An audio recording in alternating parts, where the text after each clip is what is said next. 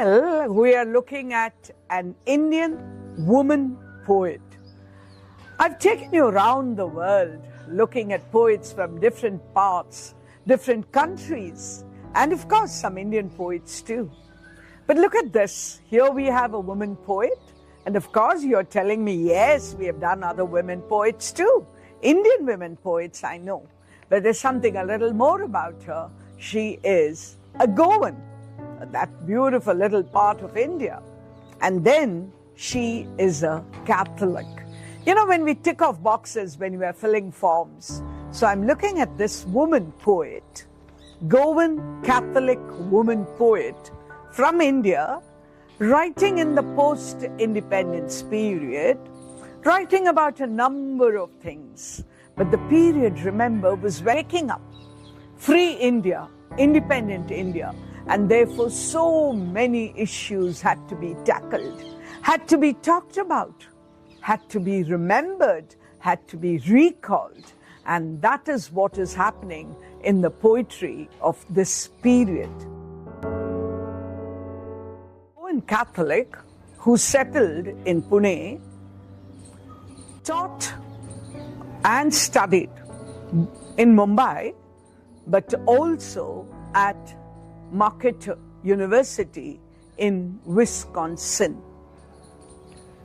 She taught for many years at St. Xavier's, Mumbai, and has 5 collections of poetry, 2 novels, compiled anthologies of women's writing. She has edited volumes of folk tales and poems for kids.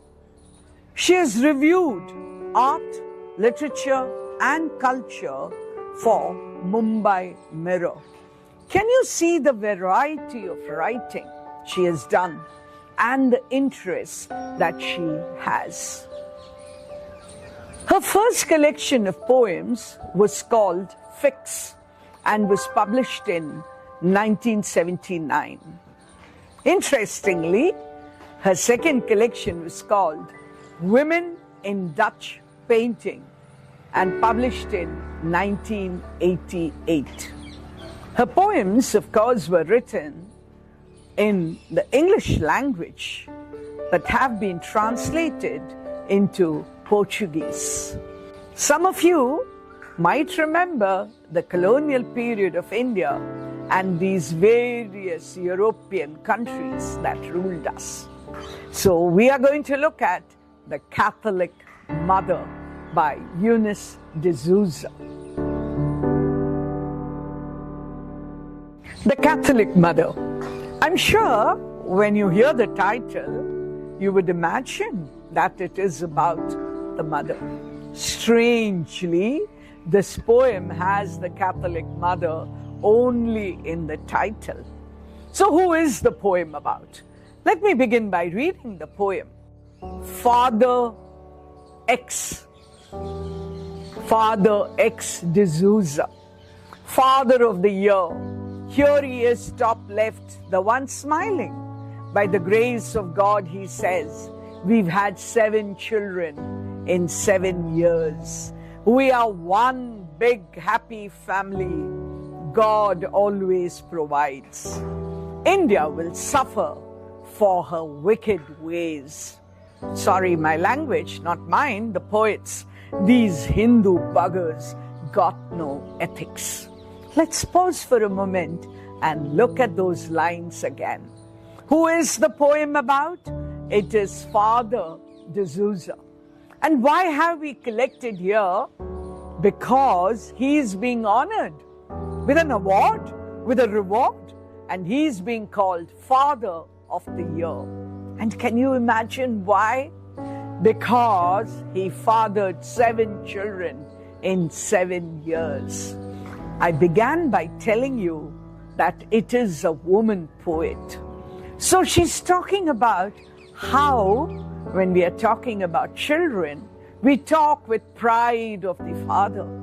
And where is the poor mother? The mother who carried these 7 children in her womb, each one for 9 months, and went through the process and the pain of delivery, she's not there anywhere. And then, of course, what can I do? I'm begetting children because it's God who provides. I think there are two things that we have to remember here, because the church is against the idea of abortion. So I guess if you get pregnant, you do give birth. And there's another point here. He's talking about the speaker. Through the speaker, the poet is talking about the family planning program, which was so important for the Indian government, for Indians, because we were worried about our increasing population.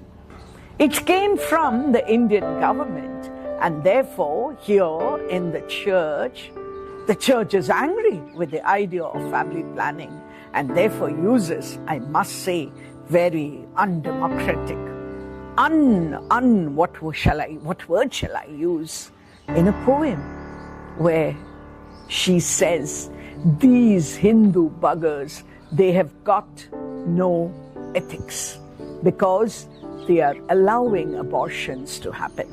I'm not going into the political part of it.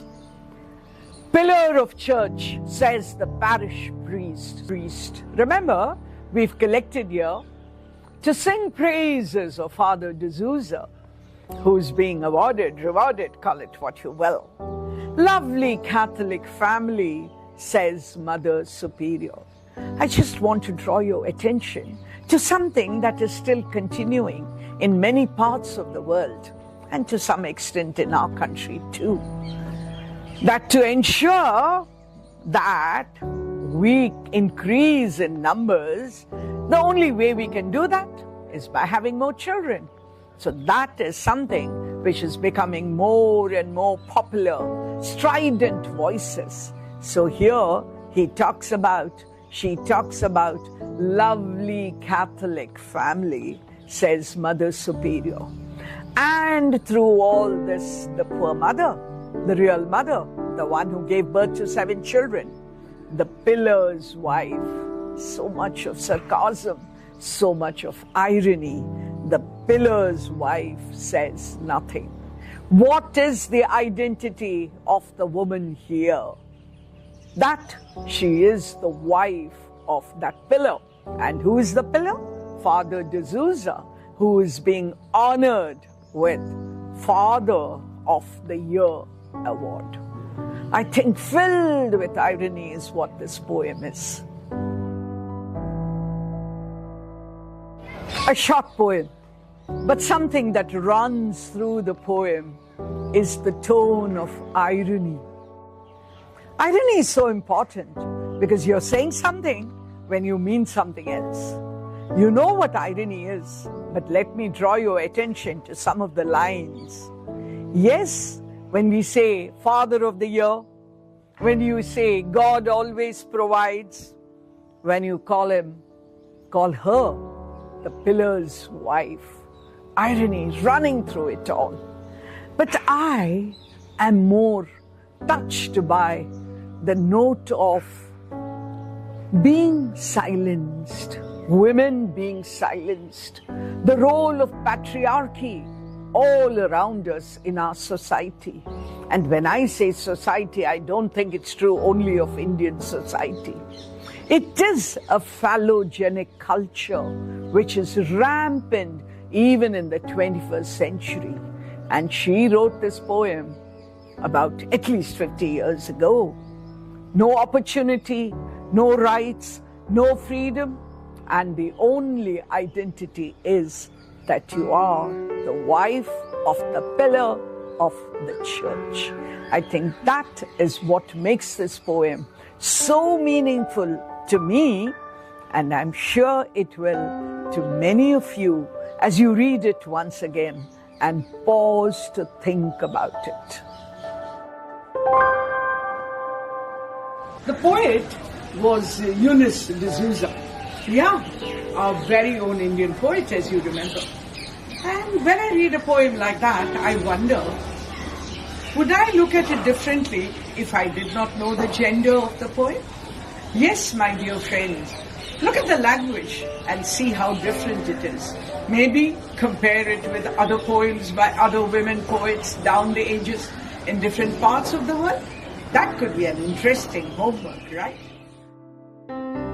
Friends, do you realize that this is our 99th episode? Can I say that again? 99th episode. Soon we are moving into our 3-digit 100th episode. Are you looking forward to it? Well, I am.